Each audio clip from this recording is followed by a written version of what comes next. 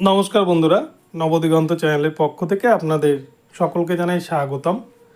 তো বন্ধুরা, এই মুহূর্তে আমি আপনাদের যে আপডেটটি দিতে চলেছি সেটি হচ্ছে, আপনার থাম্বনেল দেখে বুঝতে পেরেছেন যে 2014 প্রাইমারি টেটে তো দেদার দুর্নীতির হদিশ পাওয়া গিয়েছে। সেটা নিয়ে সিবিআই তদন্ত চলছে এখনও, এবং যেটা নিয়ে কিন্তু অলরেডি 2014 টেট বাতিল হব এরকম একটা কিন্তু বিষয় এখন সকলের মুখে শোনা যাচ্ছে। এবং তার পাশাপাশি 2012 সালের যে প্রাইমারি টেট পরীক্ষা নিয়েছিল তৃণমূল সরকার, এবং তার পাশাপাশি 2017 সালের যে টেট পরীক্ষা হয়েছিল, এই দুটি টেট পরীক্ষাতেও কিন্তু বড়সড় দুর্নীতির হদিশ পাওয়া গিয়েছে বলেই কিন্তু খবর। তো এই বিষয়ে আপনাদের সাথে বিস্তারিত এই ভিডিওতে জানাবো, এবং তার পাশাপাশি এটাও জানাবো যে আপনারা যারা প্রথমবার চ্যানেলটি ভিজিট করছেন, আপনারা অবশ্যই চ্যানেলটিকে সাবস্ক্রাইব করবেন এই ধরনের আপডেট সবার আগে সবার প্রথমে পাওয়ার জন্য। তো চলুন তাহলে আমরা এবার আজকের এই আপডেটটি বিস্তারিত প্রথম থেকে শেষ পর্যন্ত দেখে নিই। তো বন্ধুরা, আমাদের রাজ্যে এক কথায় বলতে গেলে বর্তমান শাসক দল তারা 2011 সালে এসছে, এবং 11 সালের পর থেকে যতগুলো পরীক্ষা হয়েছে, যতগুলো নিয়োগ হয়েছে, সবগুলো নিয়োগই কিন্তু এক প্রকার বলতে গেলে প্রশ্নচিহ্নের মুখে কিন্তু দাঁড়িয়ে গেছে। এই যে কলকাতা হাইকোর্টের বিশেষ ডিভিশন বেঞ্চ, দেবাংশু বসাকের ডিভিশন বেঞ্চ, যে 25,753 শিক্ষক এবং অশিক্ষক কর্মীর স্কুল সার্ভিস কমিশনের যে 2016 সালের নিয়োগ, এই পুরো নিয়োগটাকেই যে বাতিল করে দিয়েছে, এরপর থেকেই কিন্তু বিভিন্নভাবে প্রশ্ন উঠতে শুরু করেছে যে সমস্ত নিয়োগেই হয়তো এই ধরনের দেদার দুর্নীতি খবর সামনে আসছে। তো 2014 প্রাইমারি টেট নিয়েও কিন্তু আপনারা জানেন, বিচারপতি রাজাশেখর মান্থা 30 থেকে 35টা প্রশ্ন রেখেছেন প্রাইমারি বোর্ডের উদ্দেশ্যে এবং এস বাসুরাই কোম্পানির উদ্দেশ্যে।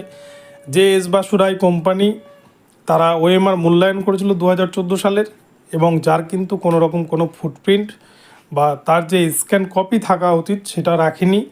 তো এই নিয়ে কিন্তু একাধিক অভিযোগ আছে, যেটা নিয়ে সিবিআই তদন্ত চলছে। সিবিআই 264 পাতার একটা চার্জশিট জমা করেছে গত 2রা জানুয়ারি 2024 তারিখে, এবং সেই চার্জশিটেও কিন্তু বিপুল পরিমাণ দুর্নীতির হদিশ পাওয়া গেছে। সেখানে পাওয়া গিয়েছে 22 লক্ষ ওএমআরকে কী করে 3টা কোম্পানির হাত বদল করে এস বাসুরাই কোম্পানি মানিক ভট্টাচার্যের সহায়তায় তারা কিন্তু ওড়িশার একটা পেপার মিলে সেই 22 লক্ষ ওএমআর সিটকে, যার কিন্তু ওজন ছিল 268 কুইন্টাল, সেই ওএমআর সিটগুলোকে কিন্তু র ম্যাটেরিয়ালস হিসেবে ব্যবহার করেছে।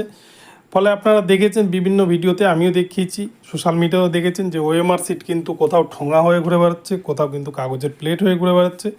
তো এরকমভাবেই কিন্তু গরিব বেকারদের স্বপ্নের চাকরিগুলো ওই কাগজের ঠোঙাতেই বিকিয়ে গিয়েছে। তো কোটি কোটি টাকার লেনদেন হয়েছে, এরকম বিভিন্ন বিষয় কিন্তু সামনে উঠে এসছে, যার জন্য কিন্তু তৎকালীন শিক্ষামন্ত্রী পার্থ চট্টোপাধ্যায় এবং তৎকালীন পর্ষদের সভাপতি মানিক ভট্টাচার্য সকলেই কিন্তু জেলে রয়েছেন। তো এরকম 2014 প্রাইমারি টেটের ওপর বিভিন্ন ঘটনা ঘটেছে। এরকম ঘটনার পরিপ্রেক্ষিতে এখনও কিন্তু সেই মামলা নিষ্পত্তি হয়নি। 2014 প্রাইমারি টেট, যেটা মূলত বিচারপতি রাজাশেখর মান্থার এজলাসে সামার ভ্যাকেশনের পর কিন্তু মামলাটি নিষ্পত্তি হতে চলেছে। তো এই গেল 2014 প্রাইমারি টেট। এবারে আসি 2017 প্রাইমারি টেট। 2017 প্রাইমারি টেটের ওপর কিন্তু সদ্য 9,533 প্যানেল পাবলিশড হয়েছে। তার উপর অধিকাংশ নিয়োগ হয়ে গিয়েছে, জয়েন করিয়ে দিয়েছে, কিন্তু তার মধ্যে থার্ড কাউন্সেলিং বাকি রয়েছে, এবং যারা ওয়েটিংয়ে রয়েছেন তাদের নিয়োগটা বাকি রয়েছে। তো এর মধ্যে থেকে সিংহভাগই নিয়োগ পেয়ে গেছেন 2017 টেটের। কিন্তু 2017 টেট নিয়েও কিন্তু আপনারা জানেন 21টা প্রশ্ন ভুল ছিল। এই মামলা চলছে বিচারপতি রাজাশেখর মান্থার এজলাসে। অপরপক্ষে 2017 প্রাইমারি টেটেরও কিন্তু খাতার ওএমআরের মূল্যায়ন করেছিল এস বাসুরাই কোম্পানি, যেখানে কিন্তু 2017 প্রাইমারি টেটে নিয়োগ হওয়ার আগেই মাত্র 9 মাসের মাথাতেই কিন্তু এই 2017 টেটের সমস্ত ওএমআর সিটকে নষ্ট করে ফেলে প্রাইমারি বোর্ড। ফলে সেটা নিয়েও কিন্তু একটা প্রশ্নচিহ্ন দেখা দেয়, এবং সেটা নিয়েও কিন্তু অলরেডি আদালতে প্রশ্নের মুখে দাঁড়াতে হয় এই প্রাইমারি বোর্ডকে।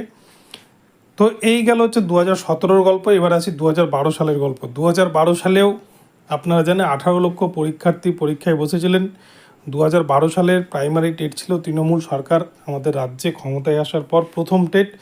তৎকালীন শিক্ষামন্ত্রী ছিলেন প্রাপ্ত বসু মহাশয়, এবং সেই সময় আমরা দেখি 18,000 কিন্তু প্রার্থী জয়েন করে প্রাইমারিতে, যারা 2012 প্রাইমারি টেটে পাস করে। কিন্তু সেখানেও বিপুল পরিমাণ নিয়োগে দুর্নীতি হয়েছে এই অভিযোগ কিন্তু উঠতে থাকে এবং সেটা নিয়ে কিন্তু ইতিমধ্যে মামলা হয়েছে। সেই মামলার অর্ডার কপিতেও কিন্তু কিছু বিস্ফোরক তথ্য উল্লেখ রয়েছে এবং এটা নিয়েও কিন্তু সিবিআই তদন্তের দাবি জানিয়েছে মামলাকারীরা। তো 2012 টেটেরও কিন্তু মূল্যায়ন করেছিল ওএমআরের যে খাতা দেখার যে বিষয়টা বা ওএমআর চেক করার বিষয়, সেটাও কিন্তু এস বাসুরাই কোম্পানি করেছিলেন এবং সেক্ষেত্রেও কিন্তু কোনো রকমের কোনো ফুটপ্রিন্ট নেই পর্ষদের কাছে বা এস বাসুরাইয়ের কাছে। এবং 2012 সালেরও কিন্তু ওএমআর সিট তারা নষ্ট করে ফেলেছে। 2012 টেটেরও কিন্তু ওএমআর পর্ষদের কাছে নেই। তো এক কথায় বলতে গেলে 2012 টেটের ক্ষেত্রেও 2014, 2017 তিনটি টেটের ওএমআরের মূল্যায়নের দায়িত্বই কিন্তু ছিল এস বাসুরায়ান কোম্পানি। এবং সবথেকে আশ্চর্যের বিষয় যে তিনটি নিয়োগের বা তিনটি টেটের যে এতগুলো ওএমআর মূল্যায়নের দায়িত্ব দেওয়া হয়েছিল, সেক্ষেত্রে কিন্তু কোনো রকম কোনো টেন্ডার করা হয়নি। টেন্ডার ছাড়াই মানিক ভট্টাচার্য কিন্তু এই এস বাসুরাই কোম্পানিকে তারা দায়িত্ব দিয়েছিল এবং সেক্ষেত্রে কিন্তু এস বাসুরাইয়ের সাথে এমন একটা বন্ধুত্বপূর্ণ সম্পর্ক তৈরি করেছিল প্রাইমারি বোর্ড, যার ফলে তাদের দুর্নীতি করতে সুবিধা হতো। কেননা 2014 প্রাইমারি টেটের ওএমআর সংক্রান্ত মামলায় বিচারপতি রাজাশেখর মান্তা একটা প্রশ্ন রেখেছেন সিবিআইয়ের চার্জশিট থেকে যে প্রাইমারি বোর্ডের সভাপতি মানিক ভট্টাচার্য কেন এস বাসুরাইয়ের কর্ণধার তাকে কিন্তু পার্সোনালি মেসেজ করেছিলেন, ইমেল করেছিলেন।